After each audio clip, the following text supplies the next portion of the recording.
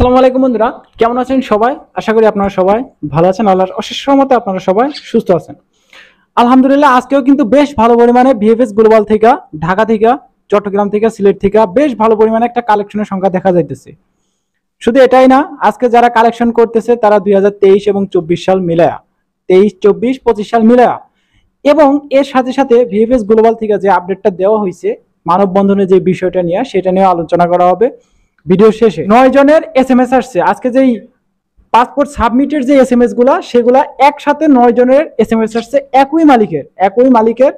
এমনও আছে যে একই মালিকের দিয়া 10, 15, 20 জন অ্যাপ্লাই করা ছিল, দেখেন 10 জন চলে গেছে আর 10 জন মনে করেন যে বাংলাদেশে এখনো পর্যন্ত রয়ে গেছে এম্বাসিতে পাসপোর্ট জমা দিয়া।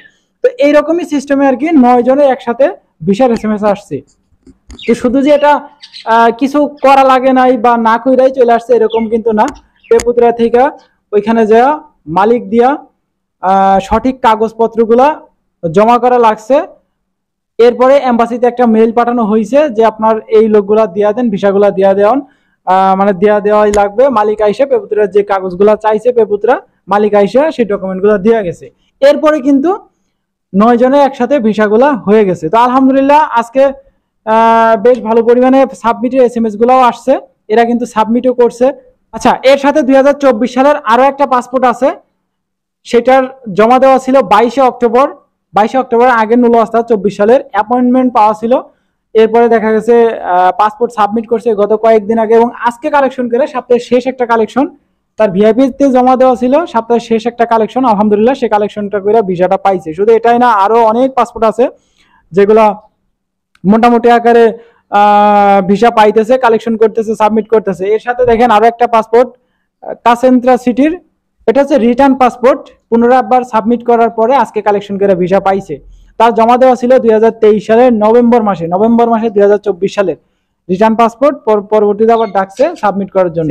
এখন দেখেন মানববন্ধনের যে বিষয়টা নিয়ে একটু আলোচনা করা যাক। দেখেন প্রতিনিয়ত যেই কালেকশন গুলা হইতেছে প্লাস সাবমিটের যে এসএমএস গুলো আসতেছে, সেই হিসাবে বলা যায় যে এর থেকে বেশি আর আমরা যত মানববন্ধন করি না কেন আটকে থাকা পাসপোর্ট গুলোর জন্য বা নতুন যারা জমা করছেন এগুলা নিয়ে যত মানববন্ধন করি না কেন কোনো লাভ হবে না। কারণ কি, লাভ না হওয়ার একটাই কারণ, সেটা হলো এদের কর্মচারী যেগুলা কাজ করে, এম্বাসিতে যারা কাজ করে, ভিসা প্রসেসিং এর যে কাজগুলো করা হয় তারা বেশি লোক কাজ করতেছে না।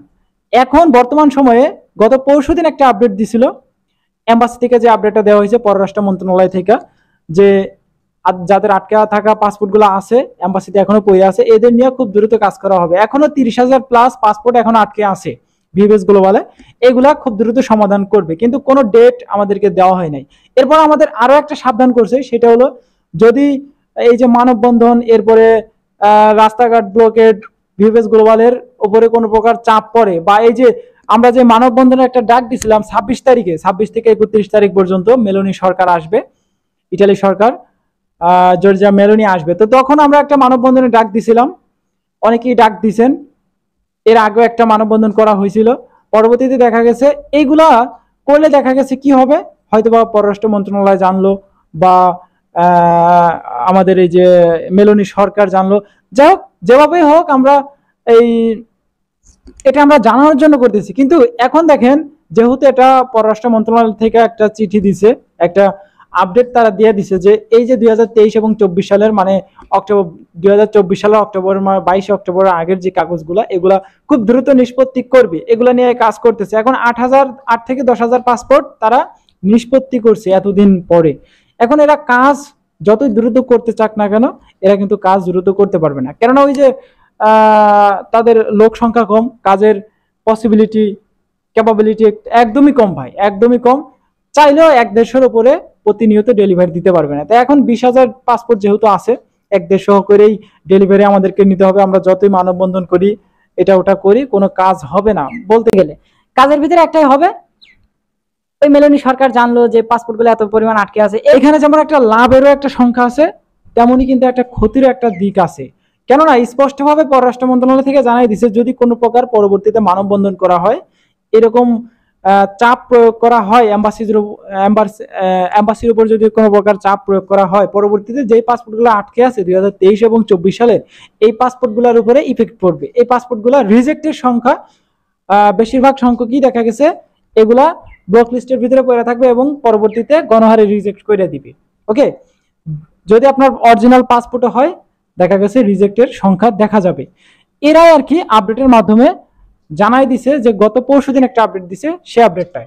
যাই হোক, এখন এম্বাসি এবং পররাষ্ট্র মন্ত্রণালয় তারা একসাথে মিটিং করছে। মিটিং করার পরে এই যে 26 থেকে 31 তারিখ পর্যন্ত একটা মানববন্ধন, এটা নিয়ে তারা মিটিং এর ভেতরে আলোচনা করছে যে এখন এই পাসপোর্টগুলো তো ডেলিভারি দিয়ে দেওয়ার দরকার, কারণ এত বছর ধরে আটকে রাখা এটা আমাদের আইনের ভিতরে পড়ে না। তারপরেও দেখেন এটা নিয়ে বেশিরভাগ কথা বলছে যে এই যে 26 তারিখ একটা মানববন্ধন করবে, দেখা যাচ্ছে ইটালির প্রধানমন্ত্রী আইসা যদি দেখে এই অবস্থা বাংলাদেশের, তো তখন কি অবস্থাটা হবে। ইটালি এবং বাংলাদেশের যে একটা পারস্পরিক বন্ধুত্ব, পারস্পরিক লোক আদান প্রদানের ভাবমূর্তি, এটা কিন্তু নষ্ট হয়ে যেতে পারে। তারা বলতেছে আর কি, অ্যাম্বাসিডর এবং পররাষ্ট্র মন্ত্রণালয় থেকে যে কথোপকথনটা আমরা সর্বশেষ জানতে পারি। এখন এটা তো বটেই, এটা আপনাদেরই তো দোষ তো আপনাদেরই। এখন আপনারা আইসা আমাদেরকে কি বলতেছেন, ধৈর্য ধরার কথা। আর কত ভাই, আর কত ধৈর্য ধরবে? মানুষের তো একটা ধৈর্যের একটা ব্যাপার থাকে, এই ধৈর্যের বাদ ভেঙে গেছে। আপনারা এই যে শুধুমাত্র ধৈর্য ধরার কথাই বলতেছেন, প্রতি বছর মানে এক মাস যাইতেছে, কাজ তো করতেছেন না, একদমই অল্প পরিমাণে ডেলিভারি দিতেছেন। এইদিকে আবার এই যে অ্যাপয়েন্টমেন্ট দিতেছেন না, হ্যাঁ, ভিসা দিতেছেন না, রিজেক্টের সংখ্যা বাড়াই দিচ্ছেন।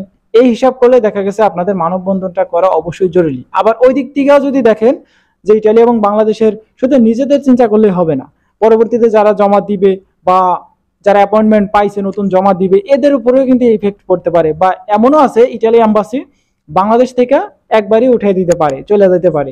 এই যে গত 20 বছর, 8 থেকে 10 বছর একটা ব্লক লিস্টের ভিতরে ছিল। 2012 সাল থেকে 20 সাল পর্যন্ত বাংলাদেশ কিন্তু ইটালির যে পারস্পরিক একটা লোক লেনদেনের ব্যাপারটা, এটা কিন্তু বন্ধ ছিল। তারা ওই আপডেটের ভিতরে একদম স্পষ্ট আপনাদেরকে জানাও দিছে। পরবর্তীতে দেখা গেছে এতদিন পরে খুলছে, তারা এরকমই মনে করছে যে এখন যদি এরকম মানববন্ধন করে, যে ভিসার এই কার্যকলাপ যদি করে, তাহলে দেখা গেছে পরবর্তীতে একটা ইফেক্ট পড়বে এদের উপরে, এম্বাসি এবং পররাষ্ট্র মন্ত্রণালয়ের উপর একটা ইফেক্ট পড়বে। তো তারা চাইতেছে না এরকম কোনো ইফেক্ট পড়ুক। এই জন্যই তারা বলছে যে আমাদের একটু ধৈর্য ধরতে, এবং এইসব মানববন্ধন কইরাই কিছু হবে না, শুধুমাত্র বাংলাদেশ এবং ইটালির পারস্পরিক ভাবমূর্তি নষ্ট হবে। তো এটাই মূলত তারা জানাই দিছে, একদম স্পষ্টভাবে তারা এটাই জানাই দিছে। তো যাই হোক, বাকিটা আপনাদের উপরে। এখন আমি একলা বললে তো আর হবে না যে মানববন্ধন করেন না, আমি এটাও বলবো না যে মানববন্ধন করেন না, এবং আমি এটাও বলবো না যে মানববন্ধন করতেই হবে। তো এই ছিল আজকে সর্বশেষ যেই আপডেট সেটা।